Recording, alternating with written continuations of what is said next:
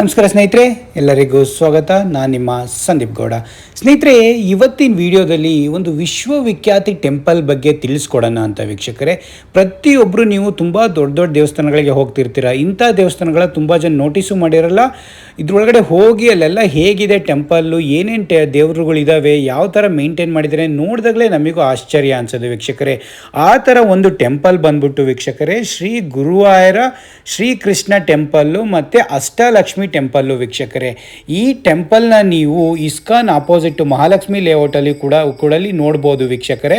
ಇದು ನಿಮಗೆ Mahalakshmi metro ಸ್ಟೇಷನ್ನಿಂದ ವಾಕೇಬಲ್ಲು 200 metre ವೀಕ್ಷಕರೇ. ಯಶವಂತಪುರ ರೈಲ್ವೆ ಸ್ಟೇಷನಿಂದ 1 ಕಿಲೋಮೀಟ್ರು ವೀಕ್ಷಕರೇ. ಇದು ಫೇಮಸ್ ಏನಂದರೆ, ಗುರುವಾಯೂರಪ್ಪನ ಟೆಂಪಲ್ನ ನೀವು ಕೇರಳದಲ್ಲಿ one of the best temple, ನಮ್ಮ ಇಂಡಿಯಾದಲ್ಲಿ one of the best temple. ಏನಕ್ಕೆ ಅಂದರೆ ಇದನ್ನು ದ್ವಾರಕಾ ಆಫ್ ಸೌತ್ ಅಂತಲೂ ಕರೀತಾರೆ ವೀಕ್ಷಕರೇ. ಮತ್ತು ಇದನ್ನು ಭೂಲೋಕದ ವೈಕುಂಠ ಅಂತಲೂ ಕೂಡ ಕರೀತಾರೆ ವೀಕ್ಷಕರೇ ಈ ಗುರುವಾಯೂರಪ್ಪನ ಟೆಂಪಲ್ನ. ಏನಕ್ಕೆ ಅಂದರೆ ಈ ಐಡಲ್ನ, ಈ ಶ್ರೀಕೃಷ್ಣ ಐಡಲ್, ಇದನ್ನು ಶ್ರೀಕೃಷ್ಣ ಐಡಲ್ ಇದು ಆ್ಯಕ್ಚುಲಿ. ಬಟ್ ಇದು ಮಹಾವಿಷ್ಣು ಅವತಾರ ಥರ ಕಾಣಿಸುತ್ತೆ ವೀಕ್ಷಕರೇ ನಿಮಗೆ ಟೆಂಪಲ್ ಒಳಗೆ. ಇದನ್ನು ಇನ್ಸ್ಟಾಲ್ ಮಾಡಿದವರು ಬೃಹಸ್ಪತಿ ಗುರು ಮತ್ತು ವಾಯು, ದ ವಿಂಡ್ ವಾಯುದೇವತೆ ವಾಯು, ಇವರಿಬ್ಬರೂ ಸೇರಿಕೊಂಡು ಈ ಐಡಲ್ನ ಇನ್ಸ್ಟಾಲ್ ಮಾಡಿದ್ದು. ಅದಕ್ಕೋಸ್ಕರನೇ ಇದಕ್ಕೆ ಗುರುವಾಯೂರಪ್ಪನ್ ಅಂತ ಕರೀತಾರೆ ವೀಕ್ಷಕರೇ. ಈ ಗುರುವಾಯೂರಪ್ಪನ ಟೆಂಪಲ್ ಐಡಲ್ ಬಂದ್ಬಿಟ್ಟು ಶ್ರೀಕೃಷ್ಣ ಐಡಲ್ಲು. ಬಟ್ ಇದು ನಿಮಗೆ ನೋಡ್ಬೇಕಾದ್ರೆ ನಿಮಗೆ ಮಹಾವಿಷ್ಣು ಅವತಾರದಲ್ಲಿ ನಿಮಗೆ ಈ ಐಡಲ್ಲು ಕಾಣಿಸುತ್ತೆ ವೀಕ್ಷಕರೇ ಈ ಟೆಂಪಲ್ ಒಳಗೆ ವೀಕ್ಷಕರೇ. ಇದನ್ನು ವೀಕ್ಷಕರೇ ನಾನು ಹೇಳ್ದಂಗೆ ಇದು ತುಂಬ ಪ್ರಸಿದ್ಧವಾದ ಈ ಗುರುವಾಯೂರಪ್ಪನ ಟೆಂಪಲ್ ವೀಕ್ಷಕರೇ. ಇದು ನಮ್ಮ ಬೆಂಗಳೂರಲ್ಲೂ ಇದೆ ಅಂತ ನಮಗೂ ಗೊತ್ತಿರಲಿಲ್ಲ ಆ್ಯಕ್ಚುಲಿ. ನಾನು ಹೀಗೆ ಹೋಗ್ಬೇಕಾದ್ರೆ ಅದಕ್ಕೆ ವೀಕ್ಷಣೆ ಮಾಡಿ ಅದನ್ನೆಲ್ಲರಿಗೂ ತೋರಿಸ್ಬೇಕು ಅಂತ ಇದೊಂದು ಸ್ಮಾಲ್ ವಿಡಿಯೋ ಮಾಡ್ಕೊಂಡಿದ್ದೀನಿ ವೀಕ್ಷಕರೇ. ಈ ಟೆಂಪಲ್ಗೆ ಪ್ರತಿಯೊಬ್ಬರು ಭೇಟಿ ನೀಡಿ. ಇಲ್ಲಿ ನಿಮಗೆ ಅಷ್ಟಲಕ್ಷ್ಮಿನ ನೀವು ನೋಡ್ಬೋದು ವೀಕ್ಷಕರೇ. ಪ್ರತಿಯೊಂದು ಅಷ್ಟಲಕ್ಷ್ಮಿಗಳು, 8 ಅಷ್ಟಲಕ್ಷ್ಮಿಗಳು, ಆದಿಲಕ್ಷ್ಮಿ ಆಗಲಿ, ಧನಲಕ್ಷ್ಮಿ ಆಗಲಿ, ಧಾನ್ಯಲಕ್ಷ್ಮಿ ಆಗಲಿ, ಗಜಲಕ್ಷ್ಮಿ, ಸಂತಾನಲಕ್ಷ್ಮಿ, ಧೈರ್ಯಲಕ್ಷ್ಮಿ, ವಿದ್ಯಾಲಕ್ಷ್ಮಿ ಮತ್ತು ವಿಜಯಲಕ್ಷ್ಮಿ ವೀಕ್ಷಕರೇ.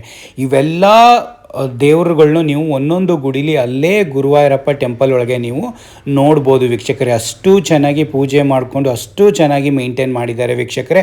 ಆ ಒಂದೊಂದು ದೇವತೆಗಳನ್ನ ನೋಡಿರೋ ಕೈ ಮುಗಿದು ಅಲ್ಲೇ ಕುತ್ಕೋಬೇಕು ಅನಿಸುತ್ತೆ ವೀಕ್ಷಕರೇ, ಅಷ್ಟು ಚೆನ್ನಾಗಿದೆ ವೀಕ್ಷಕರೇ. ಒಂದೊಂದು ಅಷ್ಟಲಕ್ಷ್ಮಿಗಳು ಕೂಡ ಒಂದೊಂದು ರೂಪ, ಒಂದೊಂದು ನಿಮಗೆ ಕೆಲಸಗಳಿಗೆ ಒಳ್ಳೆ ಆಗುತ್ತೆ ವೀಕ್ಷಕರು. ಈಗೇನಾದ್ರು ಆದಿಲಕ್ಷ್ಮಿ ಪೂಜೆ ಮಾಡಿದರೆ ಸಮೃದ್ಧಿ, ಧನಲಕ್ಷ್ಮಿಗೆ ಸಂಪತ್ತು, ಧಾನ್ಯಲಕ್ಷ್ಮಿಗೆ ಆಹಾರ, ಗಜಲಕ್ಷ್ಮಿಗೆ ಶಕ್ತಿ, ಸಂತಾನಲಕ್ಷ್ಮಿಗೆ ಸಂತತಿ, ಧೈರ್ಯಲಕ್ಷ್ಮಿಗೆ ಧೈರ್ಯ ಮತ್ತು ವಿದ್ಯಾಲಕ್ಷ್ಮಿಗೆ ಜ್ಞಾನ, ವಿಜಯಲಕ್ಷ್ಮಿಗೆ ಗೆಲುವು. ಹೀಗೆ ಪ್ರತಿಯೊಂದರಲ್ಲೂ ಒಂದೊಂದು ದೇವತೆಗಳನ್ನು ಪೂಜೆ ಮಾಡಿರೋ ಒಂದೊಂದು ನಿಮಗೆ ಒಳ್ಳೆಯದಾಗುತ್ತೆ ವೀಕ್ಷಕರು. ಯಾವುದೇ ಕಾರ್ಯಗಳನ್ನು ಮಾಡಬೇಕು, ಒಂದೊಂದು ಪ್ರಾಬ್ಲಮ್ ಮನುಷ್ಯನಿಗೆ ಇದ್ದೇ ಇರ್ತವೆ. ನೀವೇನೇ ಮಾಡಬೇಕು ಅಂದರೆ ಈ ಅಷ್ಟಲಕ್ಷ್ಮಿಗಳನ್ನ ಪೂಜೆ ಮಾಡಿದರೆ ಎಲ್ಲ ನಿಮಗೆ ಒಳ್ಳೆಯದಾಗುತ್ತೆ ವೀಕ್ಷಕರೇ. ಹಾಗಾಗಿ ಯಾರೇ ನೀವು ಹೋಗಬೇಕು ಅಂದ್ರೂ ಈ ಶ್ರೀ ಗುರುವಾಯೂರಪ್ಪ ಶ್ರೀಕೃಷ್ಣ ಟೆಂಪಲ್ಲು ಮತ್ತು ಶ್ರೀ ಅಷ್ಟಲಕ್ಷ್ಮಿ ಟೆಂಪಲ್ಲು ಎರಡೂ ಒಂದರೊಳಗೆ ಬರ್ತವೆ ವೀಕ್ಷಕರೇ. ಎಲ್ಲ ಕ್ಲಿಯರಾಗಿ ತೋರಿಸಿದ್ದೀನಿ ಯಾವ ಥರ ಇದೆ ಈ ಟೆಂಪಲ್ಲು.